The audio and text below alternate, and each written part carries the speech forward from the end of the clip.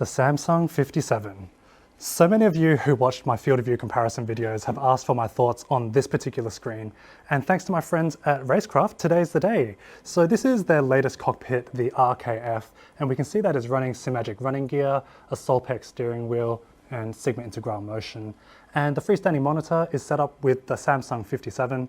Now, just like with my previous comparisons, we're going to be running a split screen comparison through a few different race scenarios. And we're actually going to be using the same scenarios because I'm recovering from wrist surgery, which means I'm not actually able to drive. Anyways, let's get started. We are in the F3 at Spa, and as we pull up alongside the guy on the right who's taking a defensive line, we are going to lose track of him in the super ultra wides right about now. Whereas on the triple screens, we see him the whole way through, just through the corner of our eye. As we focus on our braking zone, we're going to see that we outbrake him. That gives us the confidence to turn in, and we can race alongside because we know where he is the whole time. On the super ultra wides, we only see him pop back into frame here as he pulls up in front. And then again, as we dip into the inside of Rivage, as we pull up alongside mid-corner, the same thing. It's going to disappear from the super ultra wides, but he's there the whole time on the triples. So with the triple screens, you get really good situational awareness and it helps you race. On the super ultra wides, you just don't get that information.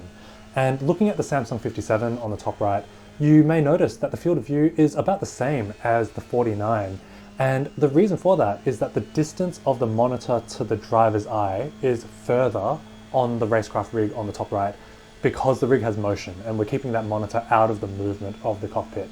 And in fact, all four of these screens, they're not set up perfectly the same, so the comparison isn't exactly perfect, but again, you can see that the triples, we can keep sight of the person attacking. We know once they disappear from the screens that we have the space to move out to the side, and as we turn into Rivage here, we do see that they pop up on the inside and we know not to cut right to the apex, whereas on the super ultra wide, you wouldn't know they're there, you'll swipe across and you guys are going to have a crash.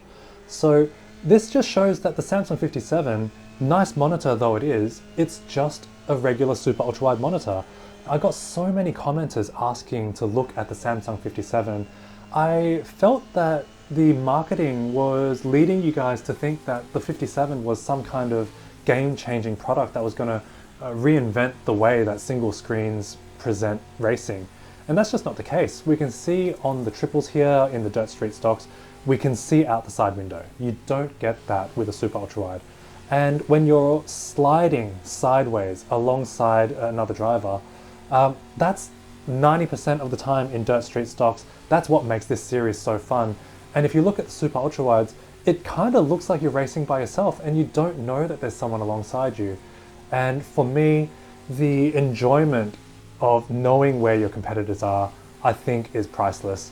And especially when a triple screen setup is half the price of the Samsung 57, I think it's a hard sell. You know, let me know in the comments, guys, if the 57 is interesting to you. For me as a racer, I just don't get it. So there you have it. The Samsung 57 is a very nice super ultra wide monitor, but it is just a super ultra wide monitor, which means you're not getting the field of view that triple monitors offer, and it does cost $3,000. So for that money, me personally, I would rather get three 32-inch screens plus a simagic Alpha Mini and a GT Neo. If we look around the showroom here at Racecraft, every single one of these sim stations runs a triple monitor setup because everyone who uses these setups is trying to get the best competitive advantage they can get, which is what you get with triples. So I hope this video has covered what you're looking for. I think between the three videos, I've covered pretty much every monitor situation you can get with your sim racing setup. I haven't covered VR. That's something I haven't figured out how to translate into the YouTube platform, but who knows, I might be able to do that with my next video. As always, leave a comment and like and subscribe, and I'll see you guys in the next video. Thanks.